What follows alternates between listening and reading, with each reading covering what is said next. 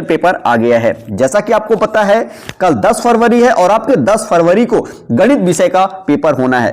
तो बहुत बच्चों का डिमांड था कि सर गणित विषय का क्वेश्चन पेपर लेके आइए, तो यहां पे आपके सामने गणित विषय का क्वेश्चन पेपर आ चुका है। और हां, मैं आपको इस वीडियो में क्वेश्चन नंबर 1 से क्वेश्चन नंबर 23 तक का संपूर्ण आंसर दूंगा, तो वीडियो को लास्ट तक देखिए और इस वीडियो को अपने दोस्तों के साथ अधिक से अधिक शेयर कीजिए और चैनल पर नए चैनल को सब्सक्राइब कर बेल आइकन प्रेस कर लीजिए, जिससे आने वाले वीडियो का नोटिफिकेशन आप तक पहुंचता रहे। चलिए आइए शुरू करते हैं।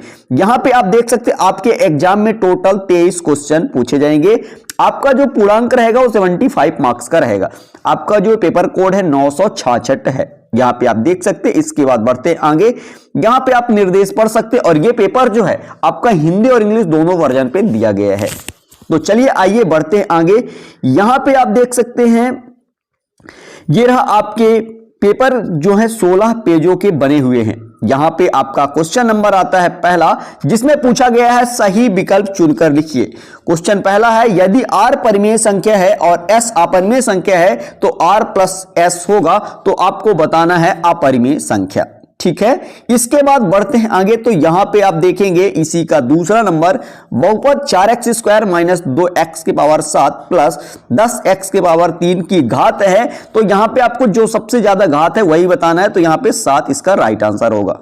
इसके बाद बढ़ते हैं आगे। तो यहां पे आप देखेंगे क्वेश्चन नंबर इसी का तीसरा, k का मान होगा जबकि x बराबर 0 y बराबर 1, समीकरण x प्लस y बराबर k का एक हल है। तो यहां पे बताना है, इसका एक राइट आंसर हो जाएगा। ठीक है, इसके बाद देखिए दूसरा नंबर, समीकरण x माइनस 2y बराबर 4 के हल है। तो यहां पे बी नंबर इसका राइट आंसर होगा, 0, -2। इसके बाद बढ़ते हैं आगे। यहां पे देखेंगे इसी का पांचवा नंबर, किसी समबाहु त्रिभुज का प्रत्येक कोण होता है। तो आपको बताना है समबाहु त्रिभुज का प्रत्येक कोण जो होता है वो 60 डिग्री का होता है। इसके बाद बढ़ते हैं आगे, इसी का है पांचवा नंबर, ये छठवां नंबर रहा, अर्धवृत्त का कोण होता है। तो आपको बताना अर्धवृत्त का जो कोण होता है वो 180 डिग्री का होता है। इस तरह से ये आपका पहला क्वेश्चन कंप्लीट होता है। इसके बाद बढ़ते हैं आगे। तो यहां पे इंग्लिश मीडियम के जो भी स्टूडेंट हो वो देख सकते हैं। ठीक है, इसके बाद आता है हमारा क्वेश्चन नंबर 2। ठीक है, यहां पे देख सकते हैं, यहां पे पूछा गया है रिक्त स्थानों की पूर्ति कीजिए। यहां पे लिखा है 2 + √3 एक डैश डैश संख्या है। तो आपको बताना है अपरिमेय संख्या है और इसका आंसर मैं आपको हैंड रिटन दिखा दूंगा। यहां पे दूसरा नंबर, वास्तविक संख्या a बहुपद px का एक शून्यक होती है, pa बराबर यहां पे आपको 0 हो। ठीक है, यहां पे तीसरा नंबर है, निर्देशांक अक्ष तल को 4 भागों में बांट देते जिन्हें चतुर्थांश कहते हैं। क्या कहते हैं? चतुर्थांश कहा जाता है। इसके बाद चौथा नंबर है, पूर्ण अपने भाग से बड़ा होता है। यहां पे लिखना है बड़ा। ठीक है, इसके बाद अगला है आपका, यहां पे वे रेखाएं जो एक ही रेखा के समांतर होती, परस्पर समांतर होती हैं। यहां पे लिखना है समांतर। इसके बाद समान त्रिज्याओं वाले 2 वृत्त डैश डैश होते हैं। तो यहां पे लिखना है सर्वांगसम। चलिए आइए इसका आंसर मैं आपको दिखा देता हूं, क्वेश्चन नंबर 1 और 2 का दोनों का आंसर। ये रहा आपके क्वेश्चन नंबर 1 का आंसर। पहला नंबर आप देख लीजिए अपरिमेय, दूसरा हो जाएगा 7। इसके बाद बढ़ते आगे, तीसरे में आपको 1 भरना था, चौथे में 0, -2 और पांचवें में 60 डिग्री और छठवें में 180 डिग्री। ठीक है, इसके बाद बढ़ते आगे। तो ये रहा आपका उत्तर क्रमांक 2। यहां पे पहले नंबर में अपरिमेय भरना था और यहां पे दूसरे में pa बराबर 0 होगा, तीसरे में चतुर्थांश, चौथे में बड़ा और पांचवें में समांतर और छठवें में सर्वांगसम। इस तरह से आपको लिखना था। इसके बाद आइए हम क्वेश्चन नंबर 3 की ओर बढ़ते हैं। यहां पे देखिए ये रहा आपका क्वेश्चन नंबर 3। क्या पूछा गया? निम्नलिखित के लिए सत्य असत्य लिखिए। यहां पे पहला नंबर है, एक पद वाले बहुपद को एक पदी कहा जाता है। ये बिल्कुल सत्य है और याद रखिएगा 2 पद वाले बहुपद को द्विपदी कहा जाता है और 3 पद वाले बहुपद को त्रिपदी कहा जाता है। तो ये आपसे पूछा गया था, एक पद वाले बहुपद को एक पदी कहा जाता है, तो बिल्कुल सत्य है। यहां पे दूसरा पॉइंट क्या कहता है? क्षैतिज रेखा को बाई अक्ष कहा जाता है।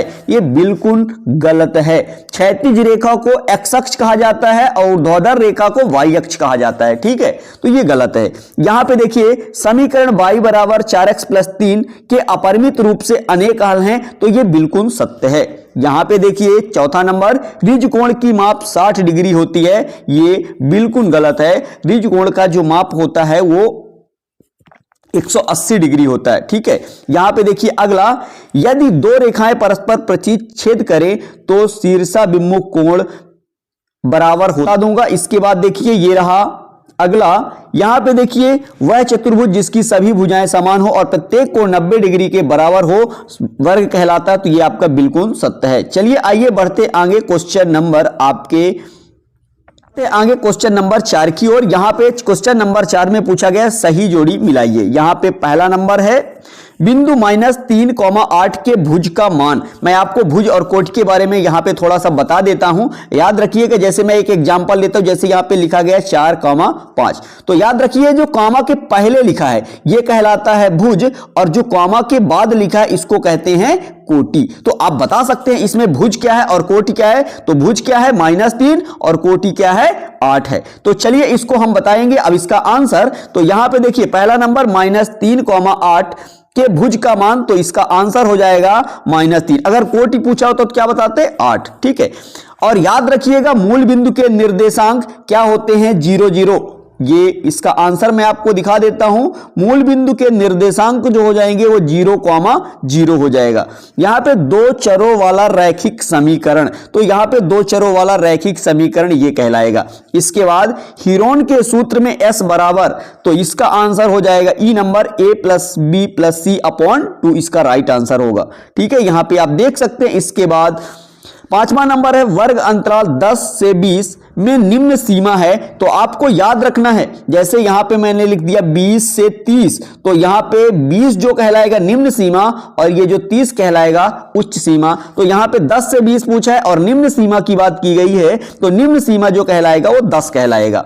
ठीक है, इसके बाद बढ़ते हैं आगे। तो यहां पे आपका छठवां नंबर मिलता है वर्ग अंतराल 20 से 30 की उच्च सीमा बताइए। तो आपको बताना है जो उच्च सीमा हो जाएगा वो 30 हो जाएगा। ठीक है, इस तरह से ये आपका क्वेश्चन नंबर 4 भी कंप्लीट होता है। इसके बाद बढ़ते आगे और इंग्लिश मीडियम के जो भी स्टूडेंट हो वो देख लें। इसके बाद नेक्स्ट क्वेश्चन आता है आपका क्वेश्चन नंबर 5। एक वाक्य एक शब्द में आपको उत्तर देना है। यहां पे क्वेश्चन आप पढ़ लीजिए, द्विघात बहुपद की परिभाषा। ठीक है, द्विघात बहुपद की घात लिखिए। तो यहां पे के बाद आगे बढ़ते हैं। तो ये है आपका क्वेश्चन नंबर 5। एक वाक्य एक शब्द में उत्तर लिखिए। यहां पे पहला नंबर है द्विघात बहुपद की घात लिखिए। तो द्विघात बहुपद की घात 2 होता है। ठीक है, इसका आंसर मैं आपको आगे भी दिखाऊंगा। इसके बाद ये रहा दूसरा SSS सर्वांग समता नियम लिखिए। यहां पे तीसरा नंबर है एक समांतर चतुर्भुज ABCD में यदि कोण A बराबर 70 डिग्री तब कोण C का मान लिखिए। यहां पे कोण C का मान जो हो जाएगा वो 110 डिग्री हो जाएगा। यहां पे चक्री चतुर्भुज की परिभाषा लिखिए। यहां पे देखिए अगला दिया वर्ग अंतराल 0 से 20 का वर्ग चिन्ह, तो इसका आंसर हो जाएगा 10। यहां पे शंकु के आयतन का सूत्र, तो आपको याद रखना 1/3 πr²h, ये फॉर्मूला है शंकु के आयतन का। चलिए आइए मैं आपको क्वेश्चन नंबर 2 तक का आंसर दिखा दिया था, 3, 4 और 5 का आंसर आपको दिखा देता हूं। ये रहा आपके क्वेश्चन नंबर 3 का आंसर। पहला नंबर आपका सत्य है, दूसरा असत्य है। इसके बाद यहां पे देखिए तो आपका तीसरा नंबर सत्य है, चौथा नंबर असत्य है यहां पे, और इसके बाद पांचवा नंबर जो है वो सत्य है, छठवां भी आपका सत्य है। इसके बाद बढ़ते आगे। तो ये रहा आपके क्वेश्चन नंबर 4 का आंसर। पहले नंबर का जो होगा आंसर वो हो जाएगा डी नंबर -3। दूसरे का जो आंसर होगा वो F नंबर हो जाएगा 0,0 मूल बिंदु के निर्देशांक, और यहाँ पे दो चर वाले रैखिक समीकरण, तो ए नंबर इसका राइट आंसर होगा ax + by + c = 0। यहाँ पे हीरोन के सूत्र में s का मान जो होता है वो होता है s बराबर a + b + c/2 E number हो जाएगा। इसके बाद पांचवा नंबर आप देखेंगे तो इसका हो जाएगा बी नंबर 10, और यहां पे छठवां नंबर सी हो जाएगा 30। इस तरह से ये आपके क्वेश्चन नंबर 4 का आंसर कंप्लीट होता है। ठीक है, यहां पे भी आप देख सकते हैं ये रहा इसका आंसर, चौथे का ही है।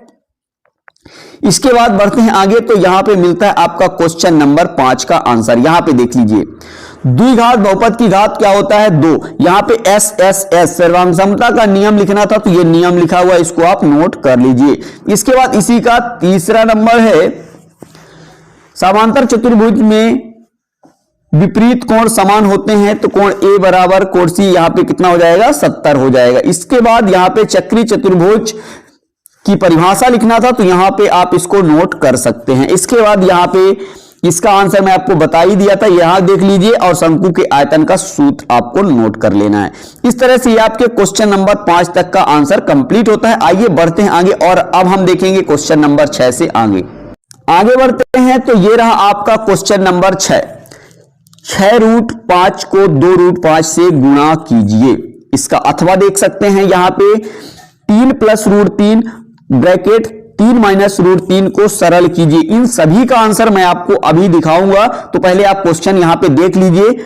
और यहां पे ये रहा आपका क्वेश्चन नंबर 7, 3/5 और 4/5 के बीच दो परिमेय संख्याएं ज्ञात कीजिए। यहां पे इसी का अथवा है 16 के पावर 3/4 का मान ज्ञात कीजिए। इसके बाद आइए बढ़ते हैं आगे। तो यहां पे आप देखेंगे क्वेश्चन नंबर 8, क्वेश्चन नंबर 8 है सीधे गुणा किए बिना 103 और 107 को सरल कीजिए। इसका अथवा क्वेश्चन है बहुपद px बराबर 3x माइनस 2 का शून्यक ज्ञात कीजिए। इसके बाद ये रहा क्वेश्चन नंबर 9, निम्न बिंदु किस चतुर्थांश में स्थित है। आपको इसका चतुर्थांश बताना है, जैसा कि ये आपका प्रथम चतुर्थांश में स्थित है और ये जो आपका है द्वितीय चतुर्थांश में है। और यहां पे जो सी नंबर है ये आपका चतुर्थ चतुर्थांश में स्थित है और ये जो आपका है द्वितीय चतुर्थांश में स्थित है। ठीक है, इस तरह से ये आपका क्वेश्चन नंबर 9 है। इसका अथवा भी आप यहां पे देख सकते हैं, ये रहा कार्तीय तल में किसी बिंदु की स्थिति निर्धारित करने वाली क्षैतिज और ऊर्ध्वाधर रेखाओं के नाम लिखिए। तो क्षैतिज रेखा को एक्स अक्ष कहा जाता है और ऊर्ध्वाधर रेखा को वाई अक्ष कहा जाता है।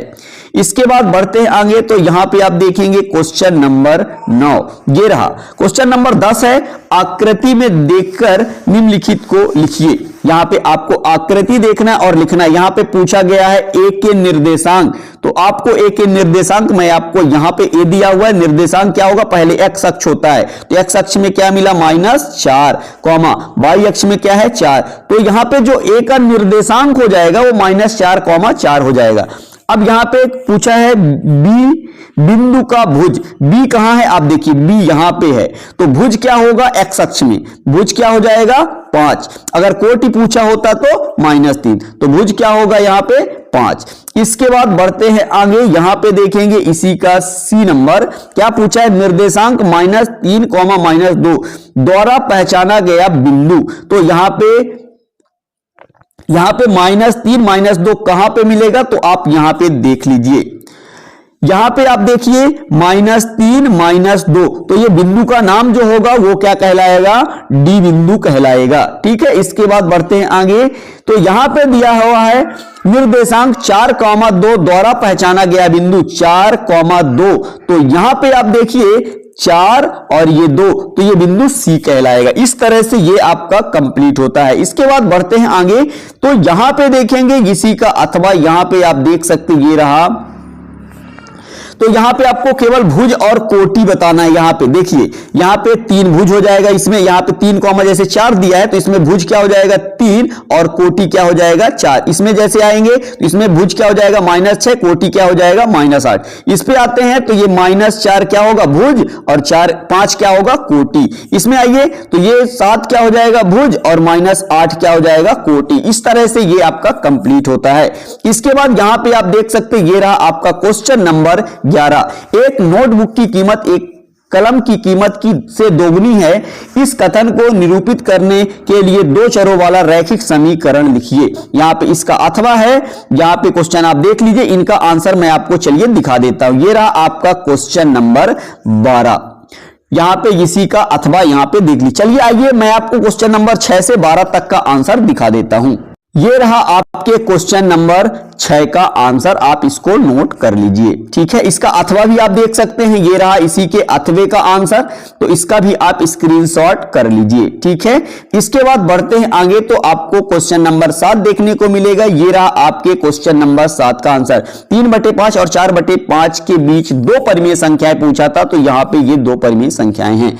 इसके बाद बढ़ते हैं आगे। तो यहां पे देखेंगे इसी का अथवा 16 के पावर 3/4 का मान ज्ञात करने के लिए बोला गया था। तो इसका भी आंसर आप नोट कर लीजिए। इसके बाद बढ़ते हैं आगे, तो मिलेगा आपको क्वेश्चन नंबर 8। यहां पे पूछा गया था 103 और 107 को सीधा गुणा किए बिना हल कीजिए। तो यहां पे आप देख सकते हैं इसका आंसर कुछ इस तरह से आपको लिखना है। इस तरह से ये भी कंप्लीट होता है। इसके बाद इसी का अथवा देखिए, px बराबर 3x माइनस 2 का शून्य ज्ञात करना था। तो यहां पे इसका भी आप आंसर नोट कर लीजिए। इसके बाद आता है क्वेश्चन नंबर 9। यहां पे ये पूछा गया था, तो ये अंक दिए गए थे, ये पूछा गया किस चतुर्थांश में स्थित है। तो यहां पे 1,1 जो वो प्रथम चतुर्थांश में है, -2,4 जो है वो द्वितीय चतुर्थांश में, 4,-5 की चतुर्थ चतुर्थांश में है, और यहां पे -8,10 जो है वो द्वितीय चतुर्थांश में है। इस तरह से आपका क्वेश्चन नंबर 9 और इसका अथवा देख लीजिए। यहां पे आपको बताना था कि क्षैतिज रेखा को कौन सा अक्ष कहा जाता है, तो एक्स अक्ष, और ऊर्ध्वाधर रेखा को वाई अक्ष कहा जाता है। इसके बाद आइए क्वेश्चन नंबर 10 की ओर बढ़ते। ये रहा आपके क्वेश्चन नंबर 10 का आंसर। यहां पे आपको बताना था, बिंदुओं को पहचानना था। तो -4 और 4 जो है वो ए बिंदु है, और यहां पे जो 5 यहां पे देख लीजिए, और ये आंसर मैं आपको वहीं पे बता दिया था। इसके बाद देखिए ये रहा इसी का अथवा। यहां पे आपको बताना था, ये बिंदु दिए हुए थे, इसमें बताना था कौन सा भुज होगा, कौन सा कोटि होगा।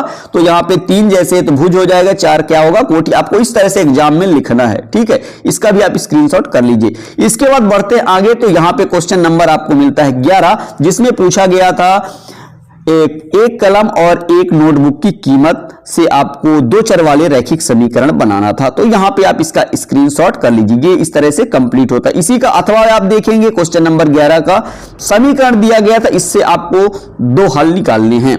तो इसका भी आप स्क्रीनशॉट कर लीजिए। इसके बाद आते हैं, तो ये रहा आपका क्वेश्चन नंबर 12, जिसमें समीकरण दिया था। इसमें आपको ax plus b y plus c बराबर 0 से तुलना कर ए और ए बी सी का मान ज्ञात करना था। तो ये रहा इसका आंसर। और इसके बाद बढ़ते आगे, ये रहा आपका अथवा। इसका आंसर भी आप नोट कर लीजिए। इस तरह से क्वेश्चन नंबर 12 तक का आंसर कंप्लीट होता है। इसके बाद आगे क्वेश्चन आप देख लेंगे। ये रहा आपका क्वेश्चन नंबर 13। इन क्वेश्चनों को फटाफट से आप देख लीजिए, अच्छे से तैयार कर लीजिए। इसके बाद बढ़ते हैं आगे। यहां पे ये रहा क्वेश्चन नंबर 13 का अथवा, और ये रहा आपका क्वेश्चन नंबर 14, ठीक है।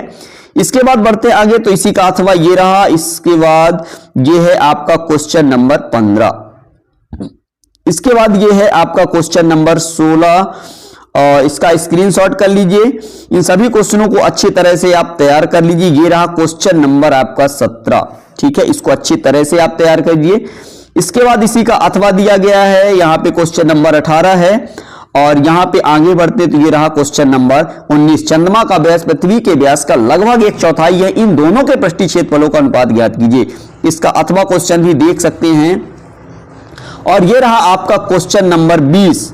इसके बाद इसका अथवा देख लीजिए। ये रहा आपका क्वेश्चन नंबर 20 का अथवा।